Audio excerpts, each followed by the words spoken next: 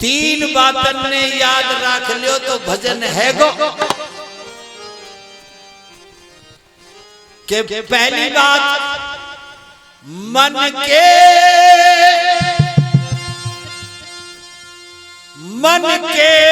मदन को मार लो तो हो गया भजन।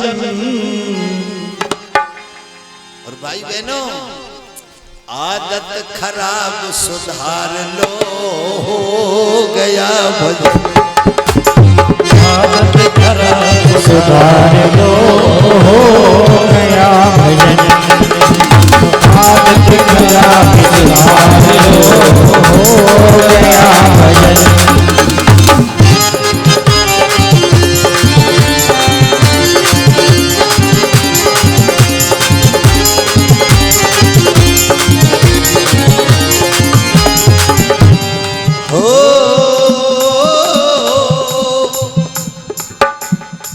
मन की तरंग मार लो, हो गया भजन। मन के मदन को मार ले, हो गया भजन। आदत खराब सुधार ले, बस तेरा हो गया भजन। मदन को मार लो, हो गया भजन। आदत बुरी सुधार लो, तेरा हो गया भजन।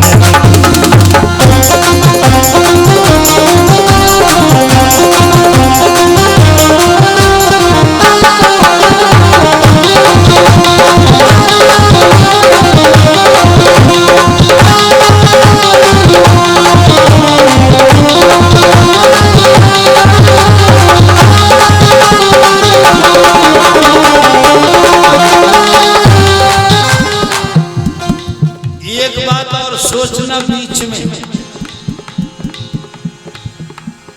आए हैं हम कहां से, जाएंगे कहां। आए हैं हम कहां से, जाएंगे कहां। लाए थे क्या हम साथ में, ले जाएंगे क्या। लाए थे क्या हम साथ में, ले जाएंगे क्या। सब जानते हैं मुट्ठी बांध के आया, मुट्ठी बांधे आया।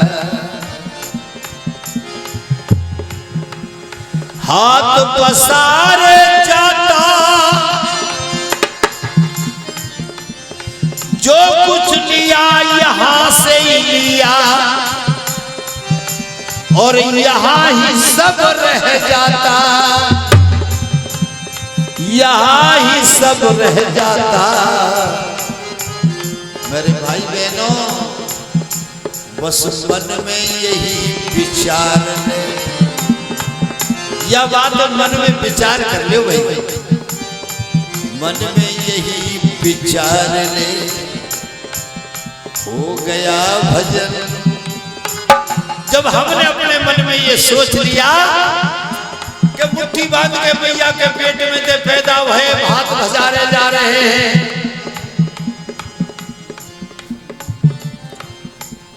सिकंदर बादशाह जब हमारे भारत देश में आया,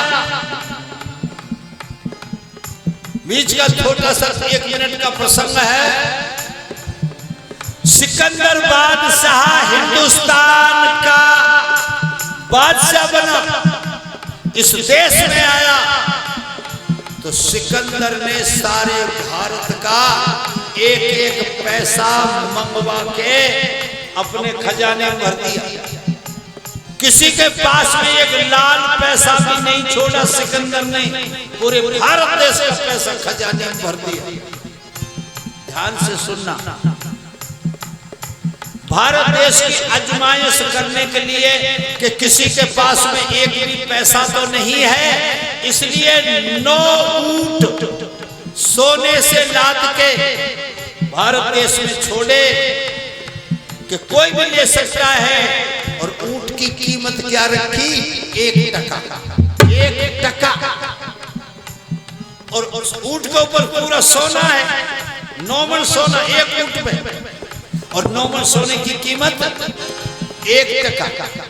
केवल इस बात को देखना चाहता था सिकंदर कि भारत में किसी के पास में एक भी पैसा है या नहीं। एक गांव में होकर निकला, मुसलमानों का गांव था। एक मुसलमानी को छोटा सा बच्चा रोने लग गया, मम्मी जान ऊंट लूंगा। माँ बोली बेटा ऊंट बहुत महंगा है। कितने का है? 1 टके का है। बोलो 1 टके का भी कोई महंगा होता है? बोलो टकाई नहीं है। जब टकाई नहीं है तो महंगा है। अब वो छोटा सा बच्चा उस मुसलमानी का बड़ा रोने लगा, पछाड़ खाने लगा, मैं तो ऊंट लूंगा। और उस मुसलमान ने कहा बेटे एक तरह ऊंट ले सकता है। मुसलमानों का जब इनको दबाया जाता है, कब्र में दफनाया जाता है, तो इनके मुंह में 1 टका डालते हैं। 4 महीने तेरा अब्बा जान मरा है, 4 महीने पहले तेरे अब्बा जान की कब्र खोद ले। अगर तेरे अब्बा जान के मुंह में वो टका जो डाला था वो मिल जाए तो तू ऊंट ले सकता है। और मेरे भाई बहनों, अपने बाप की कब्र को खोद दिया उस बेटे ने और उस टके को निकाल लिया। और टके को निकाल करके उस ऊंट खरीद लिया, टका दे दिया, सोने का लदा ऊंट ले लिया। जब शाम को 8 ऊंट पहुंचे सिकंदर बादशाह के पास, कहने लगा ऐसा कौन है भारत में जिसने 1 ऊंट खरीद लिया? 1 टका किसके पास रह गया? मैंने तो भारत देश में 1 लाल पैसा भी छोड़ा ही नहीं। बोलो साहब फलाना जगह की मुसलमानी का बेटा, उसने कब्र खुदवा के ऊंट लिया है। सिकंदर ने कहा भारत देश की सारी कब्र खुदवा दो, सब में से टके को निकाल लो। मेरे भाई बहनों, सिकंदर बादशाह ने सारे भारत देश के मुसलमानों की कब्रें खुदवा दी। ऐसा कहते हैं, ऐसा सुना है, अपने खजाने में भर दिए मरे हुए आदमियों के मुंह में से टका निकाल कर। लेकिन जब अंत समय आया, ये केवल समझने की सोचने की बात है, जो हम लोग आग विशेष माया में फंसे पड़े हैं। सिकंदर का जब अंत समय आया तो सिकंदर को पेचिश लग गए, दस्त लग गए। सिकंदर के पास में हकीम कौन है? लुकमान, जिसे जड़ी बूटी भी बोलती हैं। लुकमान हकीम ने सारी दवाइयां औषधि दी, लेकिन सिकंदर के पेचिश नहीं रुके। सिकंदर कहता है हकीम, ए लुकमान तू फिर कैसा हकीम है, तो मेरे दस्त नहीं रोक सका। उसने कहा महाराज 1 ड्राम पानी मंगवा। 1 ड्रम पानी मंगवाया, एक चुटकी उसमें जड़ी बूटी डाली। 3 मिनट के अंदर पूरे ड्राम का पानी बंद के बर्फ हो गया।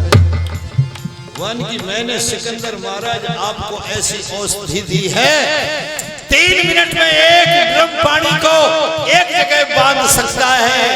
और ऐसी दवाई मैंने तुझको 7 बार दे दी, पर तेरे पेचिश नहीं रुके।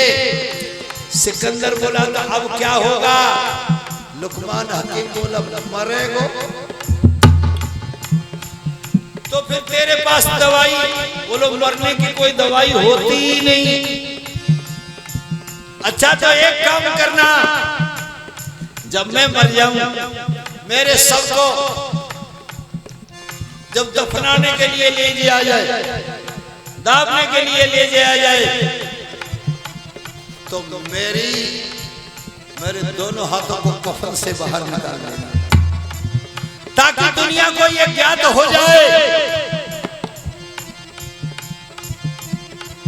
हिंदुस्तान में आया सिकंदर, जिसके काम बड़े आली थे, और दुनिया से गया सिकंदर तो दोनों हाथ खाली थे। ताकि दुनिया ये समझ जाए कि जाते समय कुछ नहीं मिलेगा। मैंने हिंदुस्तान की कब्र खोद के भी पैसा खजाने में भर दिया, पर आज दुनिया वालों मेरे हाथ में एक लाल पैसा भी नहीं है। इसलिए भगवान ये नहीं कहते, भगवान ये नहीं कहते कि तुम खाओ कमाओ मत, ग्रस्त मत करो, खाओ कमाओ, अपना वंश चलाओ, सब कार्य करो, पर अपने अधिकार पर जहां तक हमारा अधिकार है वहां तक हम अपना कार्य करें। प्रचार्य पर पीड़ाएं, दूसरे के अधिकार पर पांव धरते ही पाप हो जाएगा। इसलिए आपका व्यास जो आप लोगों ने व्यासपीठ में बैठाया है, हरि राम हरि शरण श्री श्री 1008 श्री गोपाल दास जी भागवती गुहाना वाले अटल वन वृंदावन राम गुलेला आश्रम वृंदावन से श्री महाराज जी गोपाल दास जी के कृपा पात्र होने के नाते आपको व्यासपीठ की ओर से प्रणाम करता है आपका व्यास। आप बड़े ध्यान से भगवान की कथा सुन रहे हैं। जैसे मुझको मेरे गुरु महाराज ने ज्ञान दिया वैसे ही प्रयास कर रहा हूं कथा को समझाने का। बस पर आइए सोच लो, एक दिन जाए वो खाली हाथ, एक दिन जाए वो खाली हाथ, एक दिन जावे वो खाली हाथ, क्यों मारा मार मचाए खाली हाथ जय गो खाली हाथ क्यों मारा मार मचाए रहे है, क्यों मारा मार मचाए रहे है, क्यों मारा मार मचाए रहे है, क्यों मारा मार मचाए रो, एक दिन जाएगो खाली हाथ, अरे हाथ क्यों मारा मार मचाए जय गो खाली हाथ जय गो खाली हाथ। एक बात ध्यान रखना मेरे बहन भाइयों, अपन गृहस्थी है, इधर में जाओ, अपन गृहस्थी है, अपने अंदर से काम वासना की दुर्गंध आती है, और संत भगवान का भजन करते हैं, संतों के अंदर से सुगंध आती है। देखो समझावे को तो हमारे वेद शास्त्र बहुत समझाए रहे, और आजकल इतनी कथा भागवत चल रही है, इतने भंडारे है रहे, सब काम धर्म की तरफ बहुत बढ़ रहे हैं, पर एक थोड़ा सा चक्कर है बस।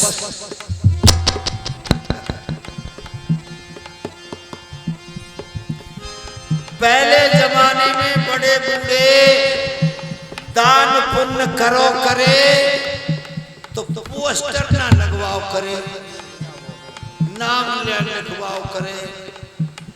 अब हम 3 मटका पानी धर के प्याऊ खोल रहे हैं, पर पहले पोस्टर बनवाया है कि ये प्याऊ जगदीश पटेल कहारी के बारे में खुलवाइए। काम पीछे और नाम, और पहले क्या करोगे भैया, हमें नाम नहीं चाहिए, हमें तो काम चाहिए, दान करो। ऐसे ही बिगड़ रही है बात, ऐसे ही बिगड़ रही है बात, क्यों मारा मार मचाए इधर जाए वो खाली हाथ, क्यों मारा मार मचाए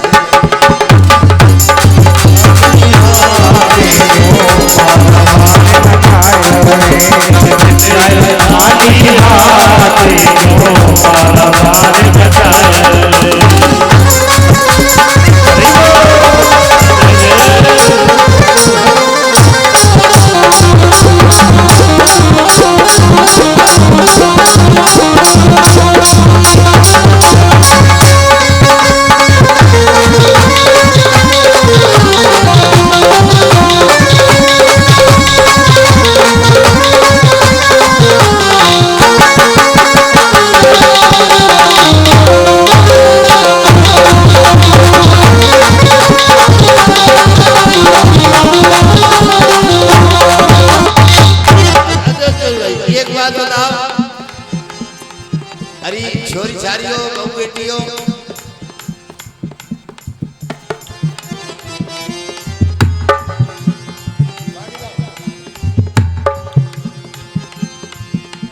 आज हमने कई भजन गाए और आज तक नाची ना है। क्या बात है, क्यों शर्म लग रही है?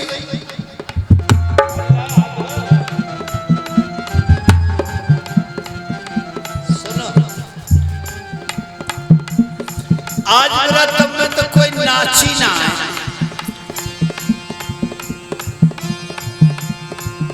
मैं जान रहा हूं तुम क्यों ना नाची।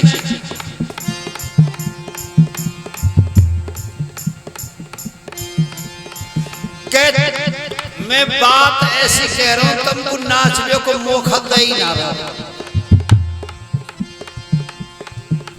मेरी बात तुम टूटन ना दे रही। अगर हमारा ध्यान हटो तो बात निकल जाएगी। या वजह नाच भाषण भूल गई ना, इसलिए सुनो अच्छी बात और नाचो तो फिर ऐसे ना। देखो पढ़े लिखे बेटियों, तुम पढ़ती हो? कौन सी पढ़ती बेटा? कौन सी पढ़ती हो? 10, 11, 12, 14 कुछ पढ़ रही होगी तुम सब। अच्छा सुनो,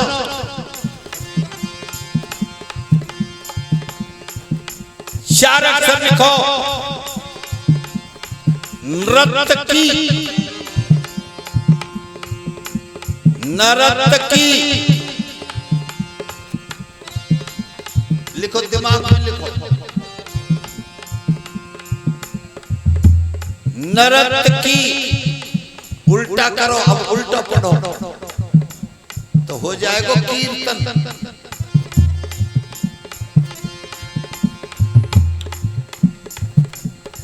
नर्तकी को उल्टा पढ़ेंगे तो कीर्तन हो जाएगा।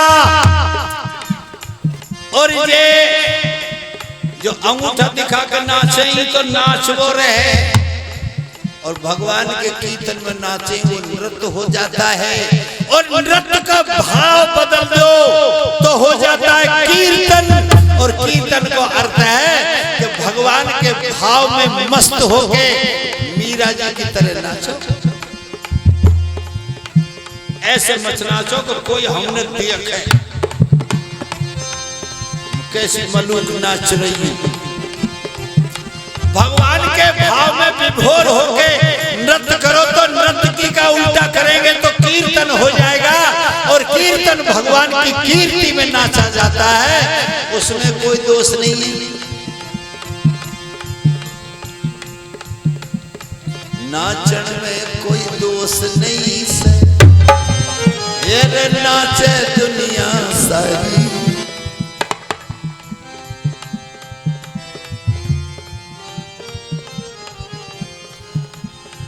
भेदभाव को छोड़ के नाचो, नाचे दुनिया सारी। नाचन में कोई दोष नहीं पर अक्कल की हुसी।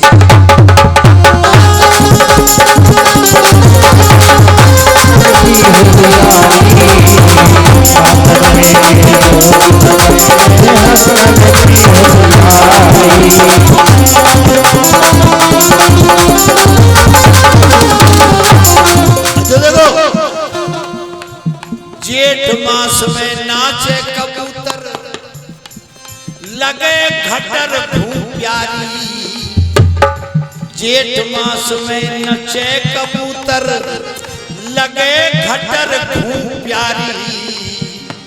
सावन महीना में मोर नाचते कर कर पंख उगारी। मोर नाचे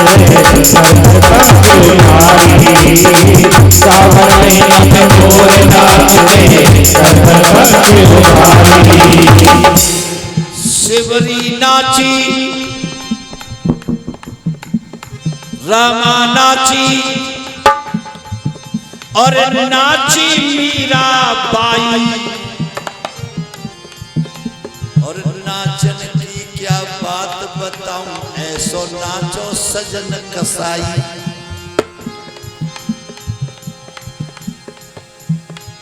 ऐसो नाच नचो भगतन ने और हरि को भी नाच नचायो। ऐसो नाच नाच लो बहना, जाते बढ़ जाए प्रेम समायो। बेटी बहन सुनो धर धारा, अब सुनिए कथा अगारी। नाचन में कोई दोष नहीं पर अक्कल की होशियारी।